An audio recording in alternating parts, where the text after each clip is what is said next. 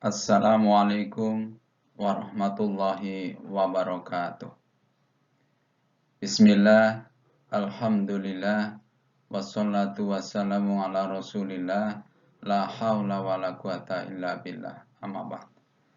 Kepada anak-anakku kelas 12B yang saya cintai, yang saya banggakan, mengawali pertemuan kita pagi hari ini, marilah kita bertahmid, bersyukur kehadirat Allah Subhanahu wa taala yang sampai detik pagi hari ini kita masih banyak sekali diberi kenikmatan seperti nikmat sempat, nikmat sehat, bahkan nikmat iman dan Islam. Nah, ini kan anugerah luar biasa yang memang setiap saat harus kita syukuri.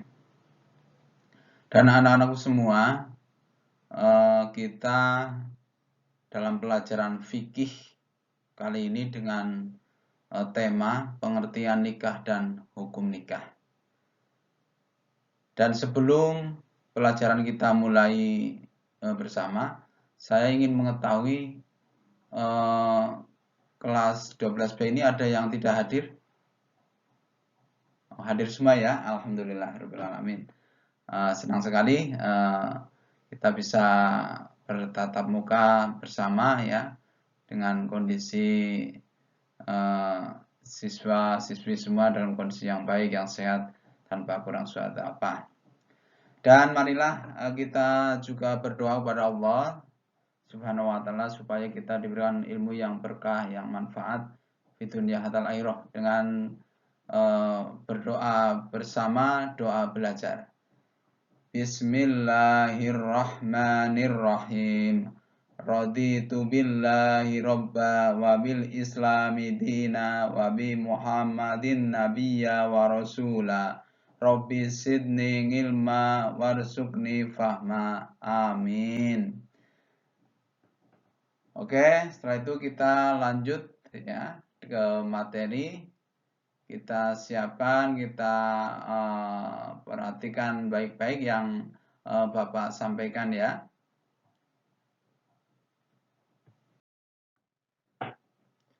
Ya, kepada anak-anakku semua ya, tolong perhatikan dan cermati dengan baik apa yang Pak Guru sampaikan ya. Ya, di sini ada materi yang pertama atau A, itu pengertian nikah. Ya, jadi nanti pengertian nikah Anda semua bisa mengerti apa arti daripada nikah atau pernikahan ya. Dan sini apa? Dengan usia Anda semua yang sudah kelas 12 ya, hampir selesai ya sekolah SMK atau SMU ya, nanti biasanya ada yang terus mungkin melanjutkan langsung kerja ya, ada yang mungkin kuliah masih melanjutkan jenjang pendidikan ya. Mungkin bagi yang langsung nanti kerja nanti lebih bisa mendapat mencari uang sendiri ya, bisa untuk belajar mandiri. Nanti biasanya setelah itu langsung jenjangnya arahnya mungkin biasanya menikah ya, untuk memenuhi perintah agama kita. Dan juga nanti Pak Guru akan sampaikan tentang hukum nikah ya. Hukum nikah dalam Islam bagaimana ya, yang baik, karena memang harus kita pahami bersama supaya ketika kita melakukan pernikahan itu atau ketika kita menikah itu dengan ilmu yang sedikitnya ada bekal ilmu lah gitu, sehingga nanti akan menghasilkan pernikahan yang insya Allah sesuai tuntunan syariat Islam.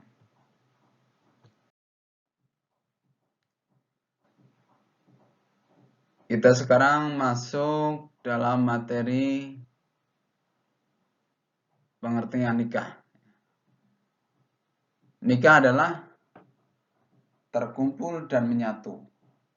Menurut istilah lain juga dapat berarti ijab qabul, yang mengharuskan perhubungan antara sepasang manusia yang diucapkan oleh kata-kata yang ditunjukkan untuk melanjutkan ke pernikahan. sesuai peraturan yang diwajibkan oleh Islam.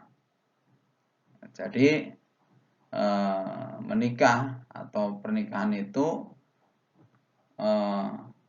dua orang yang berbeda tapi mempunyai satu visi atau misi ya untuk mengarungi hidup bersama-sama ya. Tentu bukan sekedar hidup hanya sebatas di dunia tapi bahkan sampai akhirat ya. Jadi tujuannya mulia sekali pernikahan itu, jadi untuk meraih kehidupan yang bahagia ya, di dunia hatal akhirah, bahagia yang penuh rahmat, penuh ridho dari Allah Subhanahu wa taala.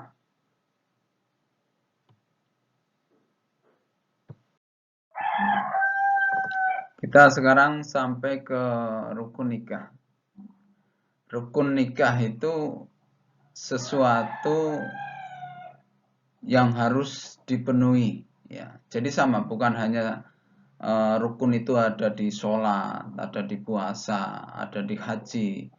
Itu tidak hanya di itu semua, tapi juga dalam nikah juga sama ada rukunnya ya. Jadi seandainya ada dalam rukun itu tidak bisa terpenuhi salah satunya, ini tidak bisa dilakukan pernikahan atau pernikahannya tidak sah ya. Makanya di sini semua rukun harus dipenuhi dengan baik. Ada yang tahu mungkin dari anak-anakku semua apa saja kira-kira rukun nikah itu? Belum tahu ya, baik ya. Kalau belum tahu, kita belajar bersama. Yang satu adalah mempelai laki-laki. Yang kedua ada mempelai perempuan. Ya, jadi namanya pernikahan harus ada laki-laki dan perempuan, calon pengantin laki-laki dan calon pengantin perempuan. Dan yang ketiga wali nikah. Wali nikah adalah orang tua kandung pengantin putri. Ya. Misalkan berhalangan atau mungkin sudah meninggal, itu ada tuntunannya dalam Islam. Siapa yang ketika orang tuanya tidak bisa, tidak mampu, itu bisa ke wali berikutnya. Kemudian yang keempat adalah saksi nikah. Ini juga tidak kalah penting ya, karena harus ada saksi ya. Tidak bisa pernikahan asal katanya sudah menikah, katanya sudah menikah kemarin di sana di sini, tidak bisa seperti itu. Tapi harus ada saksi nikah dan tertulis di pencatat nikah dari kantor urusan agama setempat. Dan yang kelima ada ijab qabul. Ya, harus ada ikrar ini. Ya, inilah pernikahan yang kata-kata yang sesuai tuntunan agama Islam itu bisa mengesahkan, bisa menghalalkan hubungan antara suami dan istri, antara laki-laki dan perempuan yang sudah melakukan pernikahan. Anak-anakku semua, sekarang kita sampai kepada yang P ya, materi yang P yaitu hukum nikah. Hukum nikah dalam Islam itu sekali lagi dalam kondisi tertentu hukum nikah bisa menjadi wajib, bisa menjadi sunnah, bisa menjadi makruh, mubah, dan bahkan haram. Nah, ini penting. Kita harus pahami. Di sini kita belajar bersama dalam Islam hukum nikah tentang wajib itu kondisi yang bagaimana, sunnah kondisi yang bagaimana, makruh kondisi bagaimana, mubah dan haram kondisi yang seperti apa. Ya, supaya kita dalam melakukan niat ya atau pernikahan misalnya ya, calon pasangan suami istri itu bukan sekedar asal keinginan nikah atau ikut-ikutan, ya, tapi harus dibekali ilmu supaya betul-betul nanti pernikahan, berumah tangga itu bisa dijalani dengan baik.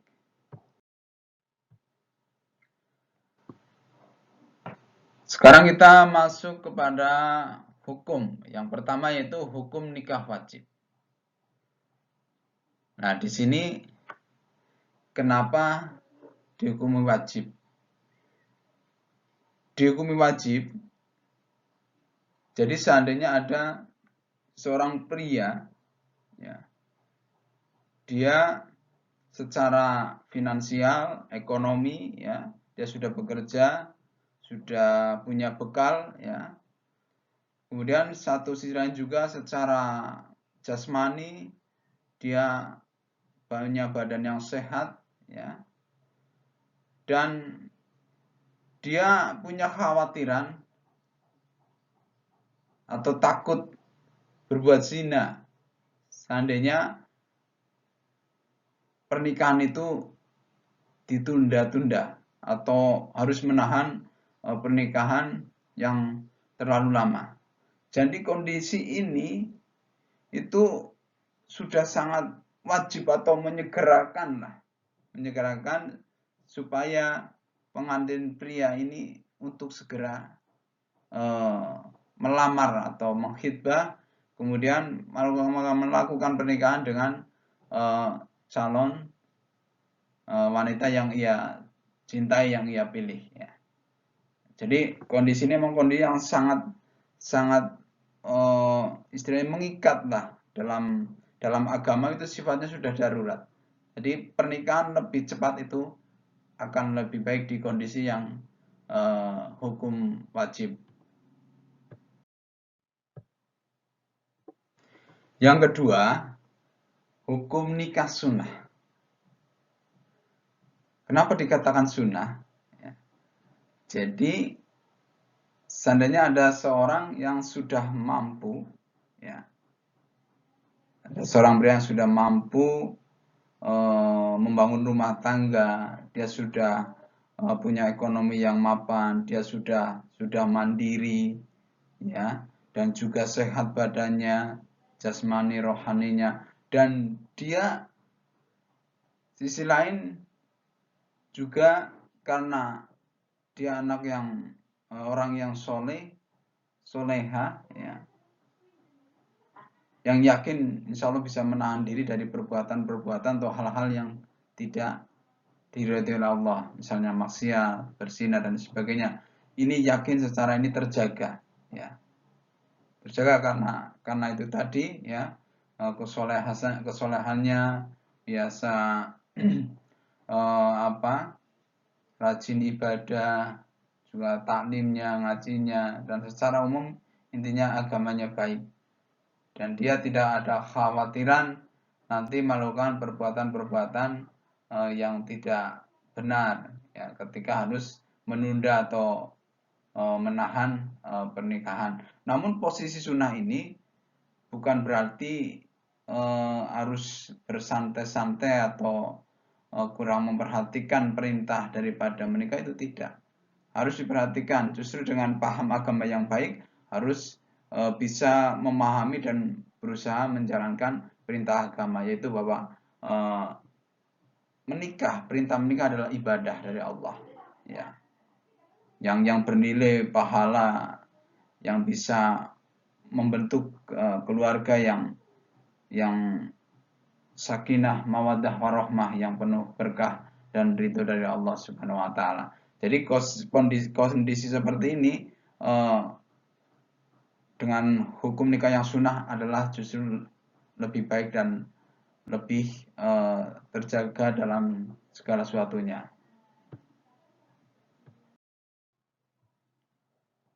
Yang ketiga, hukum nikah mubah. Kenapa dikatakan mubah? Mubah itu kan artinya boleh.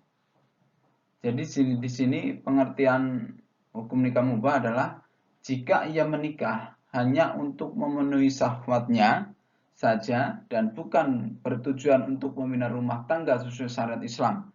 tapi juga dia tidak dikhawatirkan untuk menelantarkan istrinya, ya. Jadi ini hukum ini menyatakan boleh, ya, niat ketika menikah itu untuk memenuhi syahwatnya, ya. Bukan, walaupun secara ilmu mungkin masih sangat minim, ya, tapi dia juga tidak dikhawatirkan untuk melakukan perbuatan yang tidak baik kepada istrinya, atau insya Allah tidak ada maksud menelantarkan istrinya. Baik anak-anak, sekarang kita sampai ke yang 4, yaitu hukum nikah makruh. Kenapa dikatakan makruh? Makruh adalah hal ini terjadi jika seseorang memang tidak menginginkan untuk menikah karena faktor penyakit ataupun wataknya. Dia juga tidak memiliki kemampuan untuk menafkahi istri dan keluarganya. Sehingga jika ia dipaksakan menikah, dikhawatirkan orang tersebut tak bisa memenuhi hak dan kewajibannya dalam rumah tangga. Ya, kondisi makruh ini jika pernikahan tetap dilaksanakan, itu ada ketidakseimbangan, ya, misalnya istri nanti terzolimi, ya, bisa jadi secara lahir maupun batin. Nah, ini kan kasihan, dan itu jelas bukan maksud daripada tujuan pernikahan.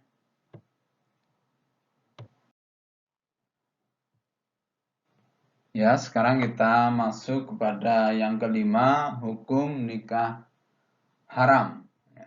Kenapa dikatakan haram? Adalah jika seorang tidak memiliki kemampuan atau tanggung jawab untuk membangun rumah tangga. Misalnya, tidak mampu berhubungan seksual atau tak memiliki penghasilan, sehingga besar kemungkinannya dia tidak bisa menafkahi keluarganya kelak. Selain itu juga, hukum nikah menjadi haram jika pernikahan itu dilakukan dengan maksud untuk menganiaya, menyakiti, dan menelantarkan pasangannya.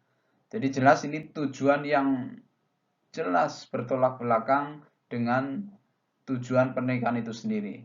Jadi ini haram, jangan dilakukan atau tidak boleh melangsungkan pernikahan dalam niat yang demikian. Kemudian juga pernikahan bisa menjadi haram jika syarat sah dan kewajiban tidak terpenuhi bahkan dilanggar.